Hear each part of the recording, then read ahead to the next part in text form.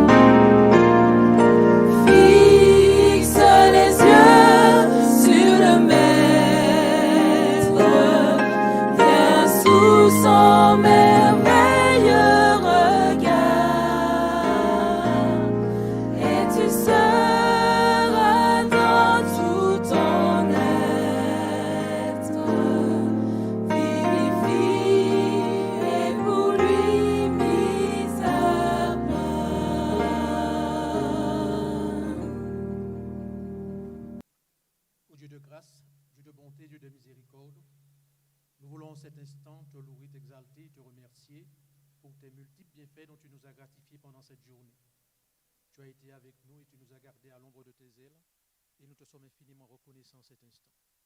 À cette heure, ô Dieu, nous sommes réunis dans ta maison afin de te prier. Nous voulons te demander, ô Dieu, d'être avec chacun de nous.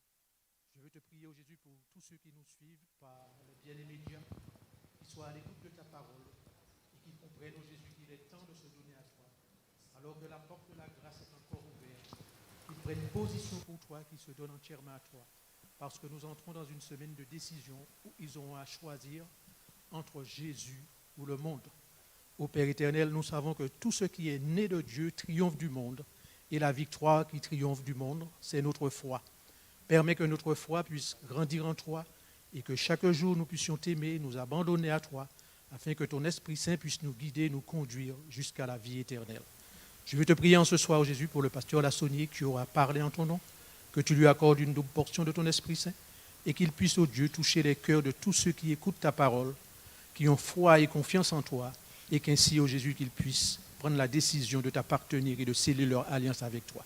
Une fois de plus, ô Dieu, exauce notre prière, entends et écoute. Je t'ai prié dans le beau nom de Jésus et pour ta gloire. Amen.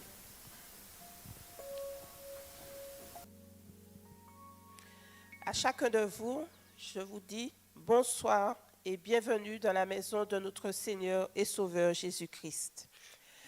Au plus profond de mes détresses, comme mon cœur bat, tu me rappelles toutes mes faiblesses. Tu me rappelles qui je suis. Voir ma misère, ma peine, l'obscurité de mes pensées. Libère ma vie de toutes ces chaînes et sois en moi ta vérité. Vous aussi, frères et sœurs, amis visiteurs, chers internautes, très certainement, vous étiez dans vos détresses, dans vos faiblesses, dans vos misères et dans vos pensées. Mais heureusement, il existe un endroit, oui, un endroit que vous avez choisi d'être en ce soir. Il existe une présence, un ami, un frère, une sœur, un père qui tend ses bras pour vous. Il existe un Dieu, oui, un Dieu qui vous aime, qui vous accueille et vous dit bienvenue dans sa maison. Bienvenue à chacun de vous. Amen.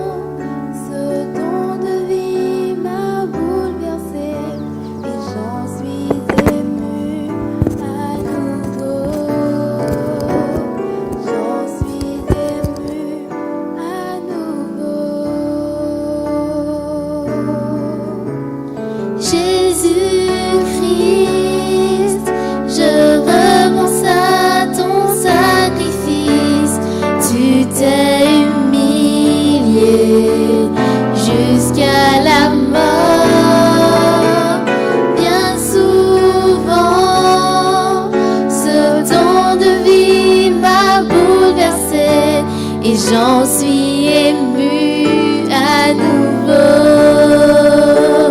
J'en suis émue à nouveau. À nouveau je regarde à la croix où tu es mort. Je suis humiliée, brisée par ta miséricorde. À nouveau, merci. À nouveau, je répands ma vie. Aujourd'hui, tu règnes dans les lieux très hauts, où devant mon roi, je m'inclinerai.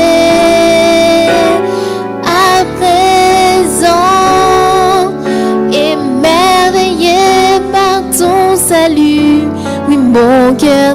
t'exalte à nouveau.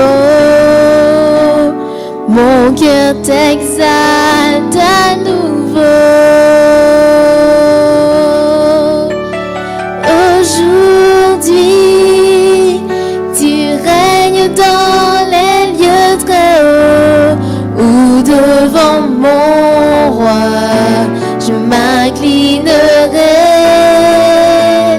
À présent, émerveillé par ton salut, oui, mon cœur t'exalte à nouveau. Mon cœur t'exalte à nouveau. À nouveau je regarde à la croix où tu es mort. Je suis humilié, brisé par ta miséricorde. À nouveau, merci. À nouveau, je réponds ma vie. Merci pour la croix. Merci pour la croix. Merci pour la croix, Jésus. Merci pour la croix. Merci pour la croix. Merci pour la croix, Jésus. À nouveau je regarde à la croix où tu es mort. Je suis humilié, brisé par ta miséricorde. À nouveau, merci. À nouveau, je réponds ma vie. À nouveau, merci. À nouveau, je réponds ma vie.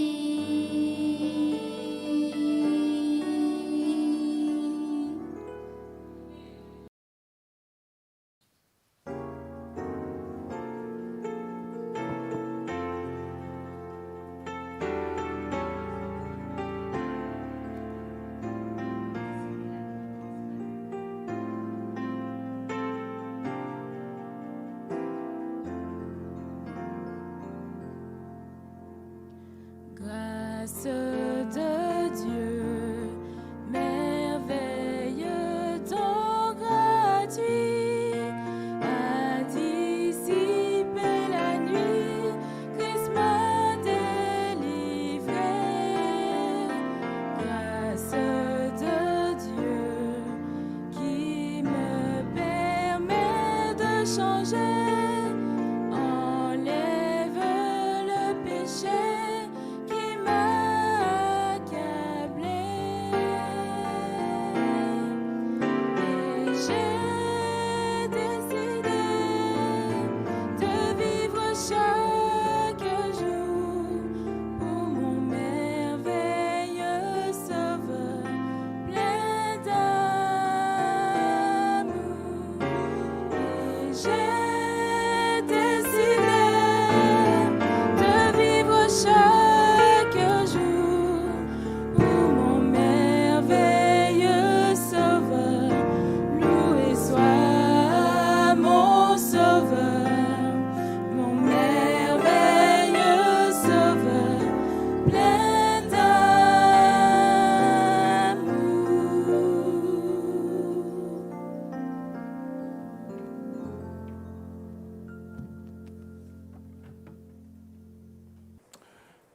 Bonsoir. J'espère que chacun a passé une bonne journée, n'est-ce pas? Cette journée a été bonne pour tous ceux qui sont en présentiel, ceux qui sont à distance. Et c'est un grand plaisir, un grand privilège que nous avons de pouvoir nous rassembler, que ce soit dans cette église, que ce soit à la maison, là où vous êtes, dans votre voiture, pour entendre la parole de Dieu. Nous avons passé une très bonne journée hier, sabbat, avec des menus bien consistants, avec des chants, des témoignages, la prière. Et le Seigneur nous a visités et nous a bénis. Et nous commençons la semaine avec toute la force que Dieu nous donne. La force de Dieu, c'est celle qu'il nous faut. Nous ne recherchons pas la force humaine, mais nous recherchons la force divine. Amen. Je voudrais vous inviter à comprendre que nous avons entamé notre dernière ligne droite. Et qui dit dernière ligne droite, dit un sprint. En effet, lorsqu'on attaque la dernière ligne droite, c'est un sprint. Ça veut dire qu'il faut donner tout. Ça signifie qu'il faut se réveiller un peu plus tôt, peut-être se coucher un peu plus tard, mais quand même dormir suffisamment pour avoir de l'énergie. Ça signifie qu'il faut manger. Et puis, il faut rester confiant en Dieu, en sa parole. Parce que ce moment que nous sommes en train de vivre, c'est le moment de Dieu, celui qu'il a réservé pour ses enfants, en sorte qu'ils se décident de se mettre résolument du côté de la vérité, du côté de la victoire qui a déjà été remportée pour nous à la croix du Calvaire, parce que Jésus, en donnant sa vie à Golgotha, nous donne la victoire sur le péché, la victoire sur nos problèmes, la victoire sur toute chose. C'est vrai, il y a des gens qui n'aiment pas du tout ce qu'ils sont. Beaucoup de personnes, en fait, auraient souhaité connaître une autre vie, auraient souhaité refaire leur vie. Ce sont des personnes qui ne sont pas satisfaites de ce qu'elles sont, de ce qu'elles sont devenues. Elles n'aiment pas, par exemple, leur look, leur apparence. Elles n'aiment pas la couleur de leur peau. Elles n'aiment pas leur chevelure. Elles n'aiment pas le fait d'être un homme ou une femme. Elles n'aiment pas leur famille de naissance, le nom qu'elles portent. Il y en a même qui auraient aimé pouvoir revoir la copie de leur vie, refaire leur vie, être né ailleurs, avoir une autre nationalité. Il y en a qui regrettent d'avoir épousé l'homme ou la femme avec lesquels ils sont, d'avoir eu des enfants aussitôt ou pas du tout. Il y en a qui regrettent d'avoir attendu aussi longtemps avant d'avoir donné leur cœur à Jésus. J'ai rencontré quelqu'un, cela fait de nombreuses années, il a été baptisé après un effort, c'était sur Fort-de-France. Et quand il a été baptisé, le jour de son baptême, il m'a regardé, il m'a dit, « Pasteur, ça fait 10 ans que j'aurais dû être venu à Jésus-Christ. » Il regrettait tout ce temps qu'il avait gaspillé. Et je crois aujourd'hui que Dieu nous donne une opportunité de prendre la décision qui fait la différence entre aller en enfer ou aller au paradis. La décision qui nous épargnera la catastrophe éternelle. C'est pourquoi Jésus est venu, a donné sa vie pour que nous ayons la vie éternelle. Mais chaque personne n'a qu'une histoire à vivre. Et la vie sera ce qu'on en fera. La bonne nouvelle ce soir, c'est que même si nous pouvions faire l'expérience de notre vie à nouveau, nous ne pourrions pas en changer le cours. Puisque vous y pensez, je voudrais vous dire ce soir, et ça c'est la bonne nouvelle, c'est vrai, vous ne pouvez pas gommer ce qui est fait. Ce qui est fait, comme on dit, est bien fait. Par contre, vous pouvez aujourd'hui changer la direction de votre vie. Vous pouvez aujourd'hui changer le sens de votre vie. Vous pouvez aujourd'hui changer de cap. Tous ceux qui sont venus dans ce monde sont venus atteints du virus du péché. David l'a compris, il dit dans le psaume 51, verset 7, « Voici ma mère, je suis né dans l'iniquité, et ma mère m'a conçu dans le péché. » C'est David qui réfléchit ainsi. Il dit, « Je suis né dans l'iniquité, ma mère m'a conçu dans le péché. » Et tant de personnes sont venues dans le péché. Tant de personnes sont nées dans le péché. Tant de personnes ont été conçues dans le péché. Mais depuis le jour, et ça c'est une version Clearwell Bible, qui dit, depuis le jour où ma mère m'a conçu, ma nature est inclinée vers le mal. Ainsi donc, nous comprenons qu'il y a des situations où par rapport au péché, il y a une propension, il y a une inclination, il y a une sorte de facilité, entre guillemets. On réfléchit le mal, on fait le mal. Et quand on voit quelqu'un qui parfois est bien intentionné, on a une mauvaise pensée. Mais pourquoi cette personne vient? Qu'est-ce qu'elle a dit? Qu'est-ce qu'elle n'a pas dit? Le péché oriente. Et à cause d'Adam, le péché a de la compagnie. Dès l'instant où il y a péché, le résultat, c'est la mort. Que personne ne se leurre, que personne ne se trompe. Le salaire du péché, c'est la mort. Romains chapitre 5, verset 14 déclare, et c'est Paul qui parle, il dit la mort a régné depuis Adam jusqu'à Moïse. Et il dit même sur ceux qui n'avaient pas péché par une transgression semblable à celle d'Adam, lequel est la figure de celui qui devait venir. Mais mes amis, si le péché conduit à la mort, nous pouvons mourir en Jésus-Christ. Mourir en Jésus-Christ signifie vivre pour Jésus. C'est vrai, Adam nous a mis dans le pétrin. Mais loué soit Dieu, Jésus-Christ peut nous en extraire. Et comme Paul l'exprime dans sa première épître aux Corinthiens, chapitre 15, verset 22, Paul, il dit, « Et comme tous meurent en Adam, de même aussi tous revivront en Christ. » C'est vrai, le problème est venu avec Adam. Mais chaque fois que nous prenons nos décisions, nous sommes responsables de nos actes. Adam n'est pas responsable de nos actes. Nous sommes responsables de nos actes. C'est vrai que tous meurent en Adam. Mais la bonne nouvelle aujourd'hui, c'est que tous revivront en Jésus-Christ. Ainsi donc, si nous acceptons Jésus, si nous prenons Jésus comme sauveur, comme Seigneur, c'est vrai, la mort est là, mais Jésus, c'est la vie. Et Jésus a le pouvoir d'inverser les choses, le pouvoir de nous mettre au diapason, le pouvoir de nous restaurer, de nous délivrer, de nous sauver. Et pour que Christ puisse nous tirer d'affaire, il nous faut naître de nouveau. Qu'est-ce que j'ai dit? Pour que Christ puisse nous tirer d'affaire, il faut que nous fassions quelque chose, que nous fassions l'expérience de ce qu'on appelle la nouvelle naissance. Il y a un homme très éduqué, son nom c'était Nicodème. Nicodème avait vu, avait entendu les miracles que Jésus faisait. Son cœur avait été touché par le discours de Jésus. Mais Nicodème avait des collègues et il n'était pas sûr de s'exposer ouvertement. Ainsi, il attendit que la nuit tombe. Et quand la nuit tomba, il alla voir Jésus.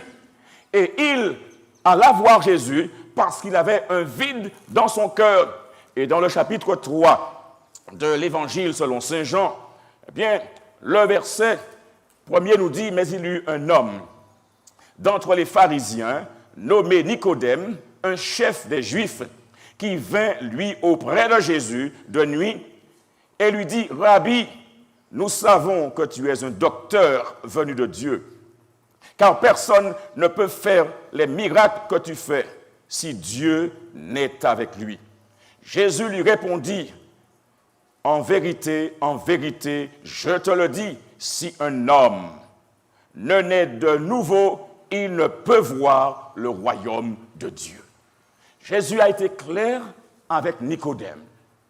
Et je crois que nous devons être clairs avec les gens que nous côtoyons, les gens qui viennent en contact avec nous. Nous devons être clairs.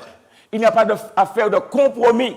La parole de Dieu dit, en vérité, je te le dis. Et celui qui parle, c'est Jésus. Si un homme ne naît de nouveau, il ne peut voir le royaume de Dieu.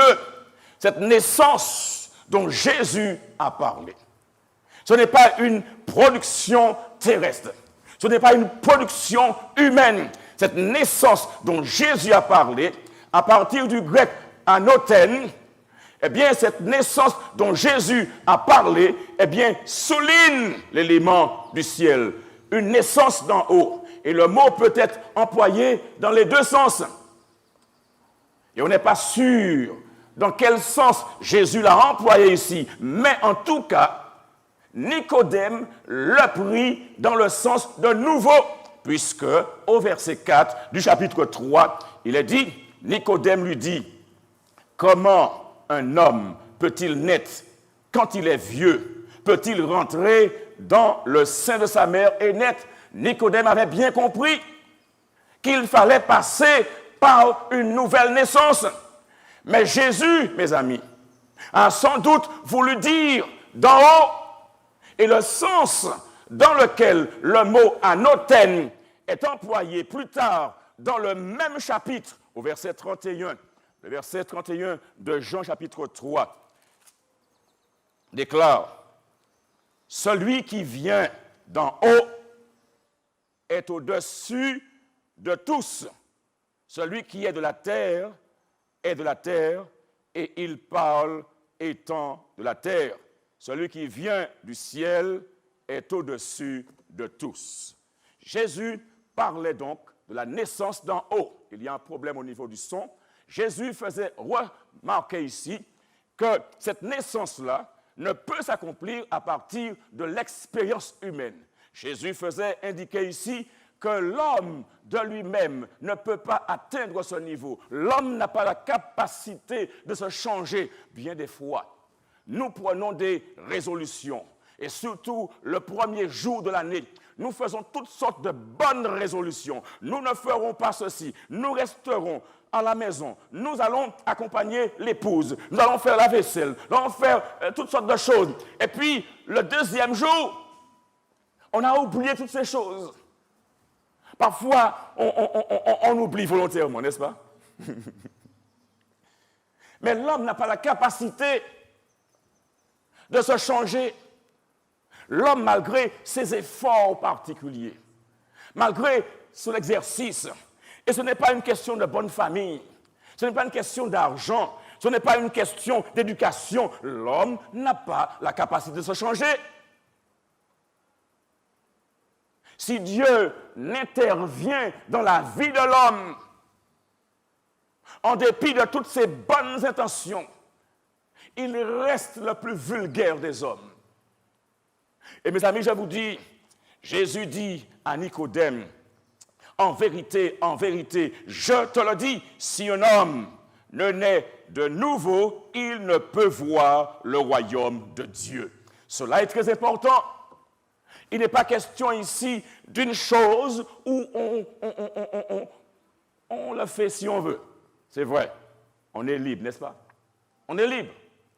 Mais cette vaccination-là est obligatoire. Obligatoire, mais sur une base volontaire. On ne peut pas voir ni entrer dans le royaume de Dieu à moins d'être vacciné. Mais pour être vacciné, pour entrer dans le royaume de Dieu, il faut être volontaire pour cette vaccination. Et c'est pourquoi Jésus dira, de manière très claire à Nicodème, verset 5, Jésus répondit, en vérité, je te le dis, si un homme ne naît d'eau et d'esprit, il ne peut entrer dans le royaume de Dieu. Ce qui est né de la chair est chair, et ce qui est né de l'esprit est esprit.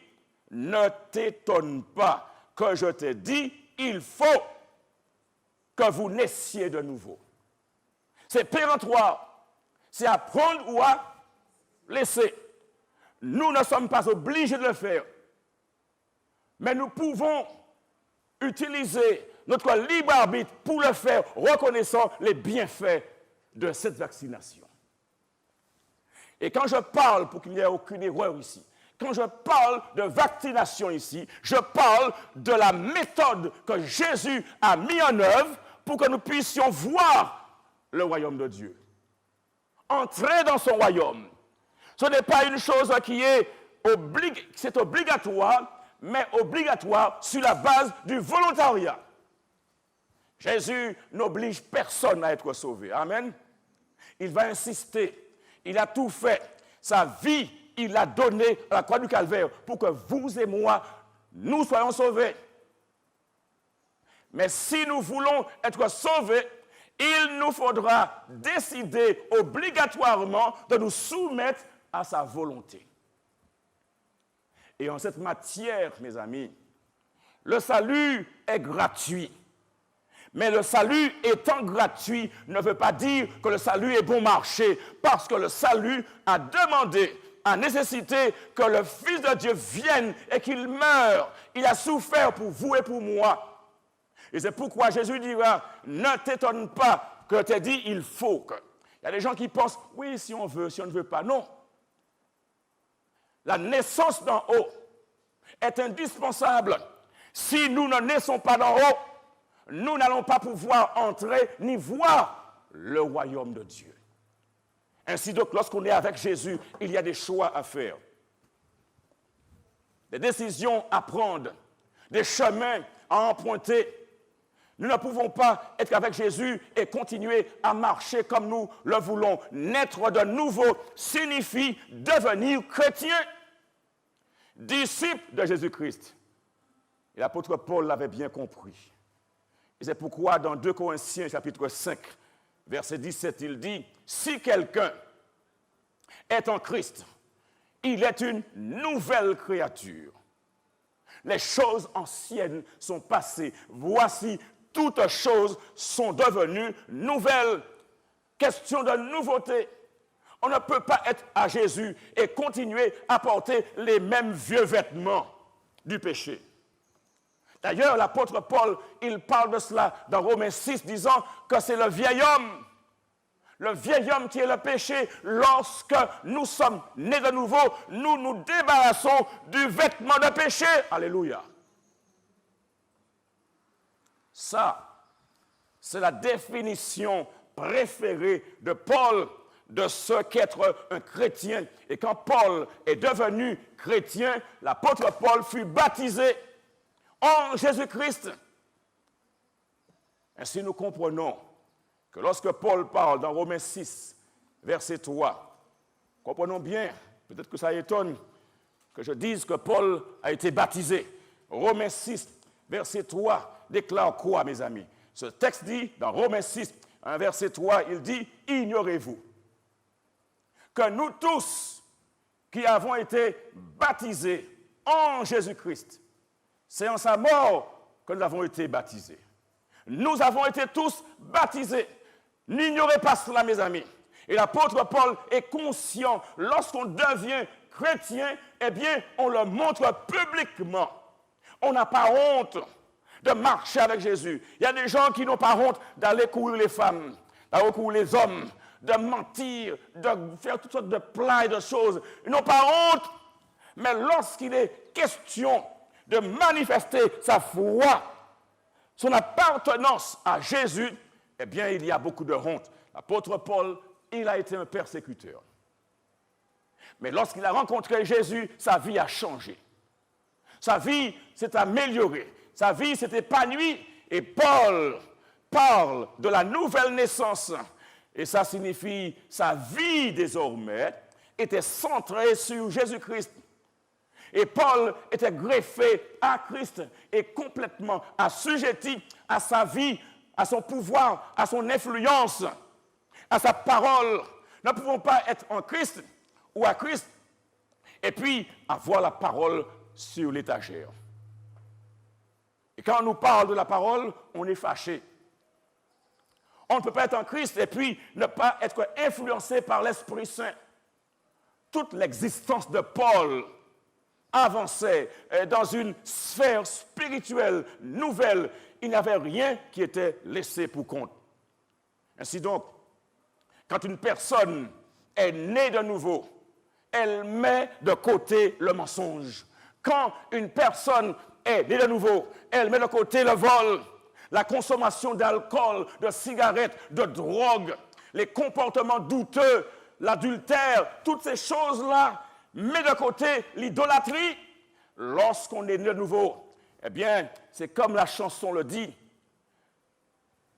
Depuis que je suis entré, que Jésus est entré dans mon cœur, je suis heureux. Quel changement est intervenu dans ma vie depuis que Jésus est entré dans mon cœur, comme ils le connaissent. Ah, plusieurs le connaissent. En effet, j'ai cessé de courir à droite et à gauche, cessé de m'aventurer sur le mauvais chemin. Depuis que Jésus est entré dans mon cœur, je suis heureux, si heureux. En effet, quiconque est uni à Jésus bénéficie d'un nouveau départ. Oh, mes amis, peu importe. Si vous avez raté le départ, mais lorsque vous êtes né en Jésus, vous prenez un nouveau départ. La vieille vie s'en va et une vie nouvelle commence. Et là, cette vie nouvelle, on marche bras dessus, bras dessous avec Jésus. Amen. Comme deux amoureux. Pour devenir chrétien, il faut suivre au moins 3 étapes. La première étape, c'est la repentance dont j'ai parlé hier soir. La repentance qui est un mot qui vient du grec métanoïa, qui signifie un changement de mentalité, un changement de style de vie, un changement d'idée, un changement de cœur, un changement de direction. La repentance, c'est regretter le péché. La repentance, c'est se détourner du péché. Un désir de faire ce qui est bien. Les choses anciennes sont passées. La repentance, c'est encore plus extraordinaire. La repentance, c'est un don de Dieu. Et personne ne peut dire, je ne puis être repenti, je ne puis me repentir parce que Dieu nous donne la repentance. Philippiens chapitre 2, verset 13 est clair à ce niveau. Philippiens 2, verset 13 dit, « Car c'est Dieu qui produit en vous le vouloir et le faire selon son bon plaisir. » Ainsi, il n'y a pas de jaloux, il n'y a pas de parti pris. Nous sommes tous logés à la même enseigne. Nous sommes égaux sur le plan de la repentance. C'est Dieu qui produit en vous la volonté et aussi la capacité selon son bon plaisir. Et je crois que le plaisir de Dieu est de nous voir faire le bien, n'est-ce pas?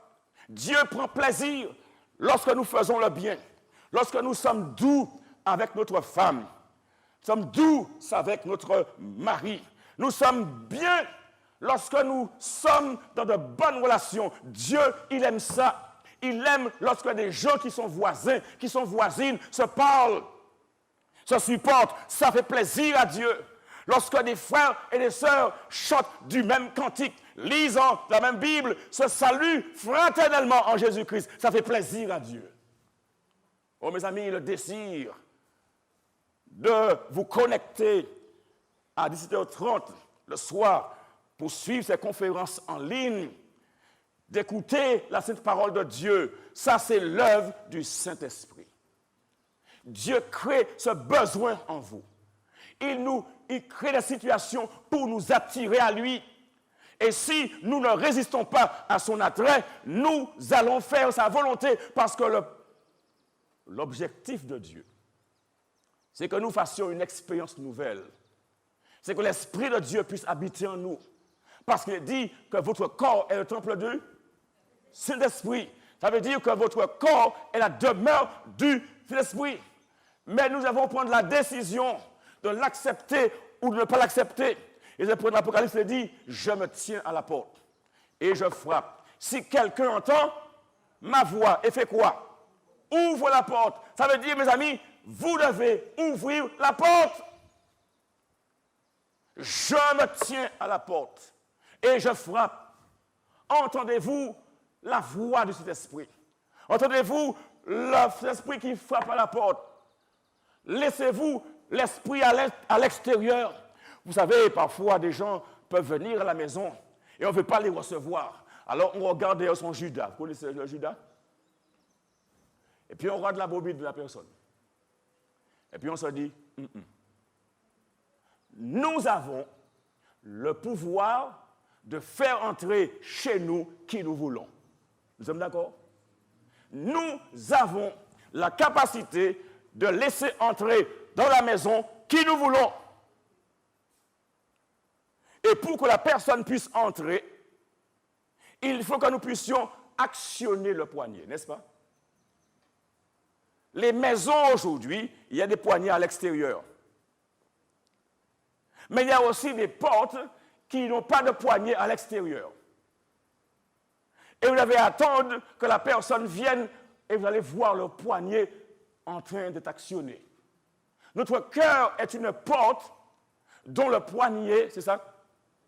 La poignée, thank you so much. Dont la poignée se trouve où ça? À l'intérieur.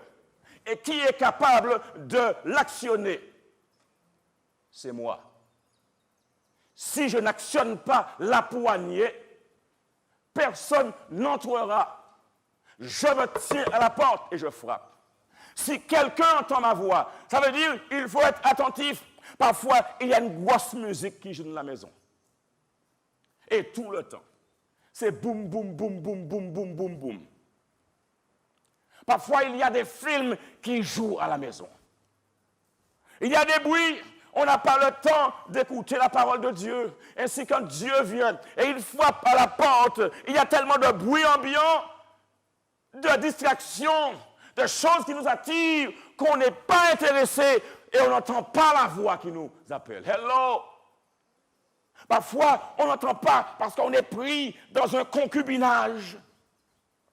On est pris dans la drogue. On est pris dans la sorcellerie. On est pris dans l'idolâtrie. La voix parle. Mais on se dit, c'est là, yo mettez-moi. On n'entend pas. Je me tiens à la porte et je frappe. Si quelqu'un entend ma voix et ouvre la porte, j'entrerai chez lui. Et je souperai avec lui et lui avec moi. C'est un partage. Et ce repas, il y a des gens qui sont à la maison et qui mangent seuls. Non pas qu'ils aient choisi de manger seuls, mais parce qu'il n'y a personne avec qui manger. Mais une chose est claire, mes amis. Lorsque Jésus entre, il veut souper avec nous. Il veut échanger avec nous. Il veut avoir une relation avec nous. Et cela signifie que Jésus, il veut nous inviter à aller beaucoup plus loin. C'est pourquoi nous devons être attentifs. Et visiter l'organisation de notre vie. Et ne pas nous lever comme cela, partir comme cela, comme si la vie n'avait pas de sens, comme s'il n'y avait pas de lendemain. Mais il y a un lendemain. Il ne s'agit pas simplement de travailler, dormir, manger. Il faut faire autre chose aussi. Tout cela est important, mais il faut prendre soin de sa vie spirituelle. Et lorsque l'on met Dieu d'abord, nos affaires marchent. Le désir de vous connecter à ces conférences-là n'est pas venu simplement de vous, mais Dieu crée des conditions, des situations pour vous attirer à lui. Et c'est donc un privilège que le Saint-Esprit nous parle. La repentance, c'est donc ce désir de faire le demi-tour. C'est faire un volte-face. J'allais hier dans la voie de l'adultère. Maintenant, j'ai compris que Dieu n'aime pas cela. Alors, je fais un volte-face. Je fais un volte-face. Je ne vais plus dans la direction du vol. Je ne vais plus dans la direction du mensonge. Je vais dans la direction de la parole de Dieu, de l'amour de Dieu. Ma vie a changé. C'est un changement de mentalité, un changement de style de vie, un changement de cœur, un changement d'orientation. Et là, j'ouvre ma bouche et je commence à parler parce que j'ai fait des choses, j'ai dit des choses. Je confesse mes péchés. Hello! La confession, deuxième partie. La confession, ça signifie que je demande à Dieu de me pardonner. Mais pour que j'obtienne le pardon, il faut que je sois précis avec Dieu. La confession est précise. Et lorsque, hier, je vous ai parlé de Nathan, le prophète, n'est-ce pas? Nathan a été voir qui? David. Quel était le problème de David? David avait eu des relations avec quelqu'un qui n'était pas sa femme. Quelqu'un qui était la femme d'un autre et qui plus est l'un de ses soldats. Et Nathan, lorsque, dans Psaume 51, verset 1 et verset 2, lorsque Nathan, le prophète, nous dit le Psaume 51, verset 1 et 2, lorsque Nathan, le prophète, vint à lui, après que David fut allé vers Bathsheba, David va ouvrir sa bouche. Et que va-t-il dire? Ô Dieu, aie pitié de moi, dans ta bonté, selon ta grande miséricorde. David ne se cachera pas. David n'argumentera pas. David ne cherchera pas à trouver des excuses. Mais David, il va dire, ô Dieu, aie pitié de moi, dans ta bonté. Oh David, il fait appel à l'amour de Dieu. David fait appel à la bonté de Dieu. Oh mes amis, il n'est pas question de douter. Parce que lorsque nous allons à Dieu, nous savons que nous allons au Dieu d'amour. Amen. Il y a des gens qui vont vous dire, ok, tu vas rester là. Tu vas rester là. Jamais je ne te pardonnerai. Mais Dieu n'est pas comme cela. Amen. David va ouvrir sa bouche. Il va confesser son péché. Oh Dieu, aie pitié de moi dans ta bonté, selon ta grande miséricorde. Et il va dire, efface mes transgressions. David réalise que ce qu'il a fait est un péché. Il dit, efface mes transgressions. David n'est pas de dire que ce n'est pas si grave que cela parce que tout le monde le fait. David n'est pas venu avec une liste de ses camarades disant, oui, celui-là, le 5 mai. Celui-là, en 2017, le 25 juillet. Il n'est pas venu avec une date, avec une liste. Mais David, il s'est dit, oh Dieu, aie pitié de moi. David n'a pas cherché à plaider sa cause en comparant, en évoquant des gens. Il y a des gens, quand vous allez les voir, ils vous disent, oui, mais avant de venir à moi, allez où tel monde. Est-ce que vous comprenez? Mais David n'a pas fait cela. David s'est considéré comme étant le pécheur et le seul pécheur sur la terre. Lorsque l'homme de Dieu est venu le voir, il a confessé ses péchés.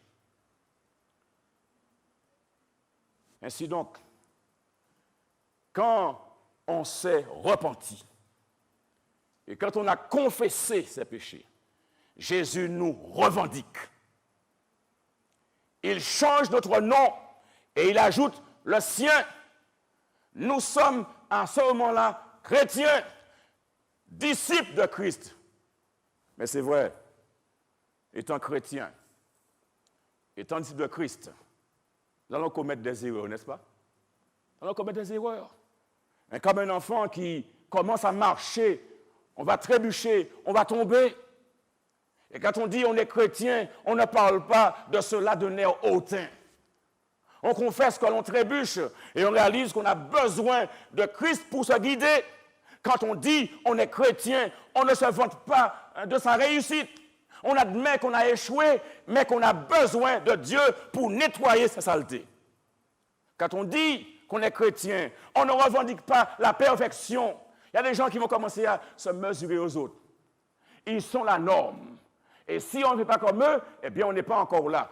On n'est pas là pour se mesurer aux autres.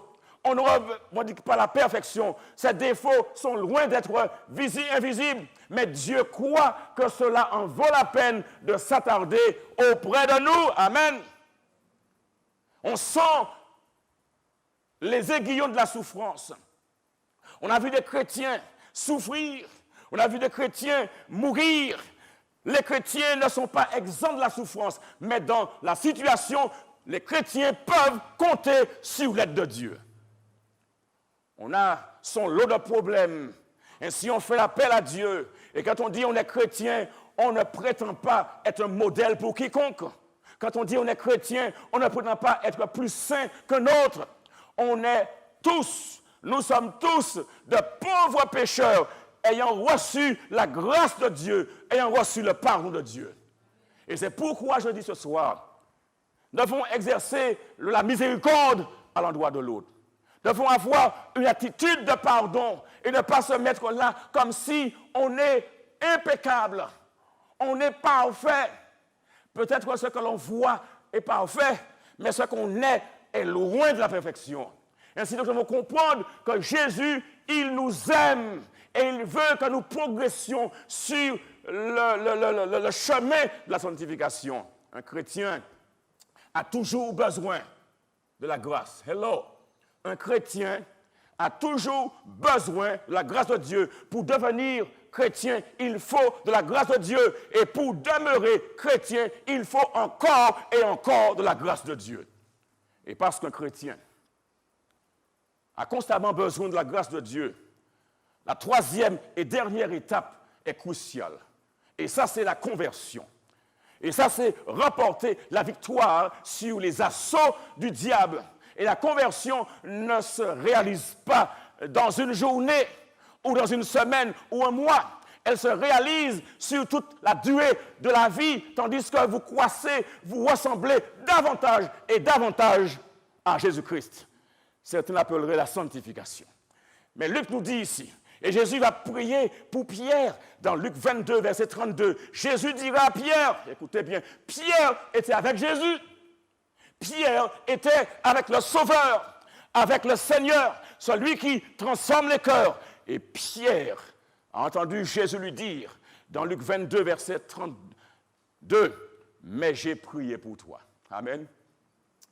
Afin que ta foi ne défaille point. Et toi, quand tu seras converti, affermis tes frères. Affermis tes frères.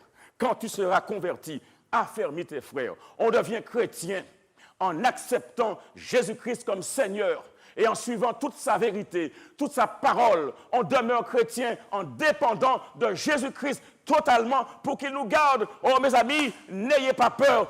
Aujourd'hui, si vous voulez marcher avec Jésus, décidez de le suivre. Ne pensez pas au fait que vous pourriez chuter. Ça ne doit pas être la préoccupation. Ne pensez pas à l'échec. Il y a des gens qui vont vous dire, eh bien, je me ferai adventiste, je me ferai baptiser, mais j'ai telle difficulté, je ne vais pas pouvoir tenir. Et on commence à regarder aux autres. Oui, il y a telle personne qui a fait 2 mois, telle personne a fait 1 an, telle personne a fait 1 jour. On ne regarde pas cela. Mais ce qui est important, c'est qu'on ne regardions pas aux gens qui tombent, mais que nous regardions aux gens où ça marche. Alléluia. Jésus déclare par Jude, verset 24. « Or, à celui qui peut vous préserver de toute chute et vous faire paraître devant sa gloire irrépréhensible et dans l'allégresse. » Alléluia. Celui qui est capable, ce n'est pas un homme, ce n'est ni le prédicateur, ni autre personne, mais celui qui est capable de vous préserver, de vous garder, de vous tenir, de vous soutenir, c'est Jésus-Christ. Alors regardez à Jésus. Et l'Écriture renferme l'expérience de beaucoup d'hommes tels que Paul, tels que Zachée, tels que Marie de Magdala, des gens qui étaient d'éminents pécheurs, mais lorsqu'ils sont arrivés en contact avec Jésus, ont été transformés. Et nous avons tous une nature pécheresse, mais Dieu veut faire quelque chose de bon de nous. Et retenez ce verset. Ézéchiel 36, verset 26, il dit, « Je vous donnerai un cœur nouveau. » Amen. « Je mettrai en vous un esprit nouveau.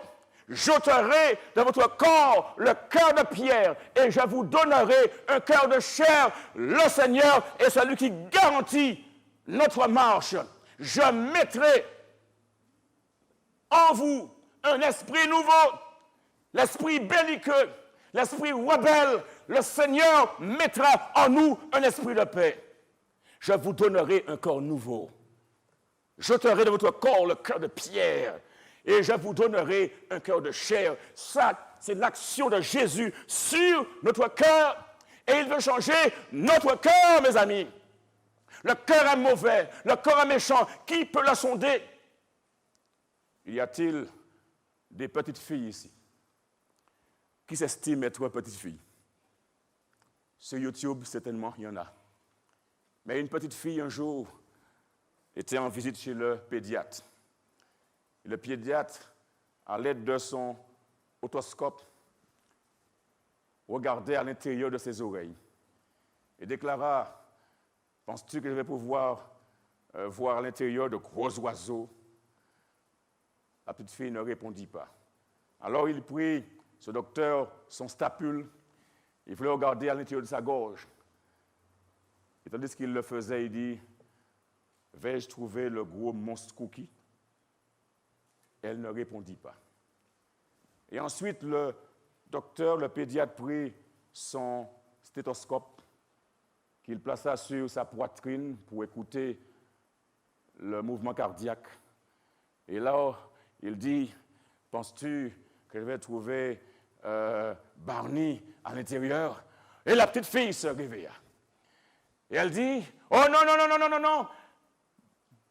Dans mon cœur, il y a Jésus-Christ. Barney est sur mon char. » Oh, mes amis, Jésus, il veut entrer dans notre cœur. Jésus veut habiter notre cœur.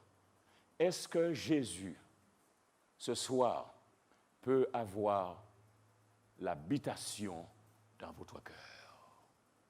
Voulez-vous ce soir laisser Jésus prendre place dans votre vie, prendre le contrôle de votre vie, vous transformer de l'intérieur?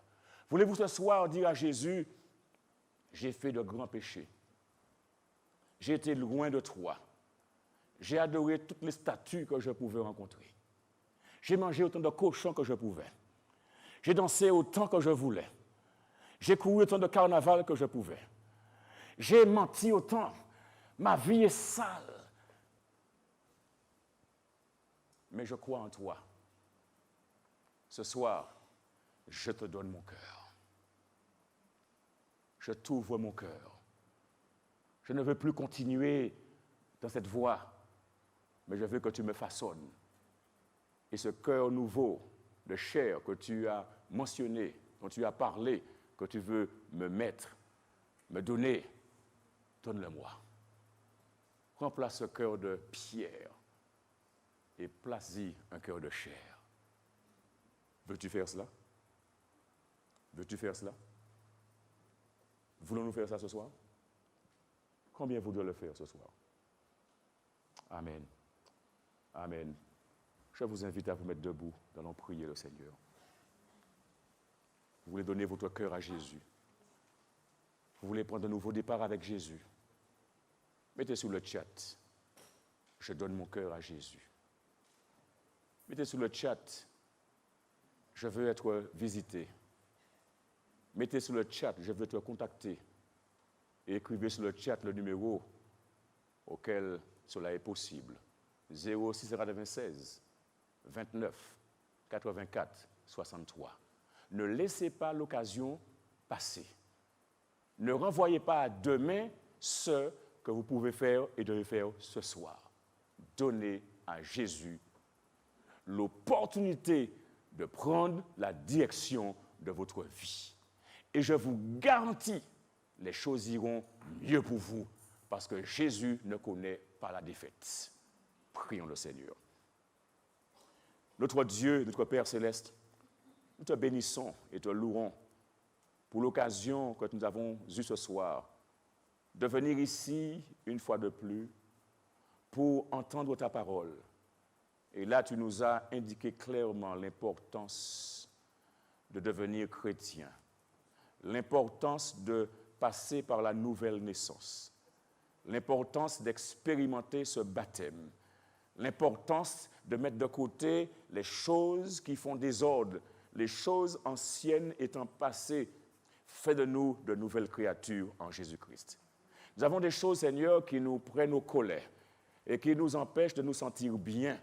Mais nous voulons ce soir te demander de nous prendre par la main et de faire en sorte que nous avancions avec toi, pas à pas, minute après minute, seconde après seconde, chaque jour, avançant dans la direction du bien. Viens, explose, Seigneur, tout ce qui n'est pas de toi. Donne-nous la force, la vision, la volonté de faire ta volonté, de te plaire en toutes choses. Et là où l'ennemi vient, par toutes sortes de moyens, chasse l'ennemi, Seigneur, et permets que nous puissions te suivre librement et gaiement, parce que tu es le sauveur du monde, celui qui nous donne la vie, la victoire sur le péché. Alors que nous allons laisser ces lieux, Père, et nous préparer pour demain, daigne nous bénir abondamment, nous protéger, nous garder auprès de toi et faire que nous ne fassions pas machine arrière, mais que nous avancions par ta grâce, parce qu'il n'y a qu'en avançant par ta grâce que la victoire est possible. Nous avons prié avec des remerciements en Jésus et pour ta gloire éternelle. Que l'Éternel vous garde et qu'il vous bénisse. Et rendez-vous demain soir, 17h30, quand le sujet sera « Prépare-toi pour la crise finale ». Bonsoir. C'est maintenant jour de grâce. Nous vous raccompagnons avec la deuxième strophe de notre chant-thème « Amour de Dieu qui est vainqueur de la mort ».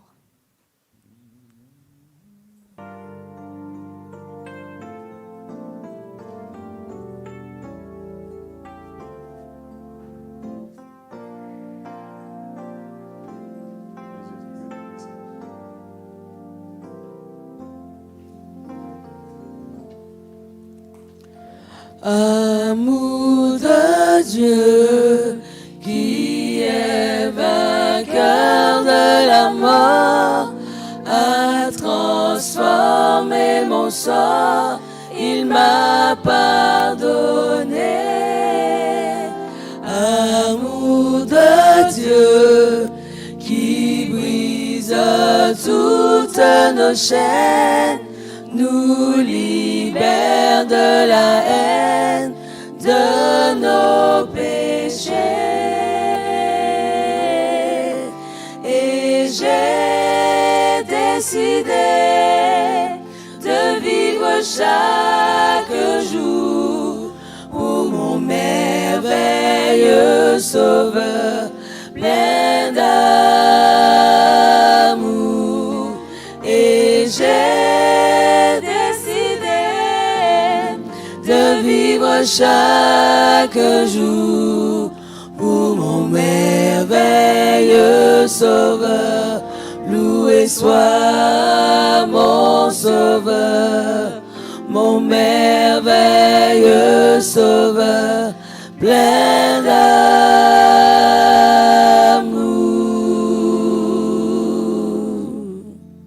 Nous vous souhaitons à tous une bonne soirée, que le Seigneur vous bénisse et rendez-vous demain soir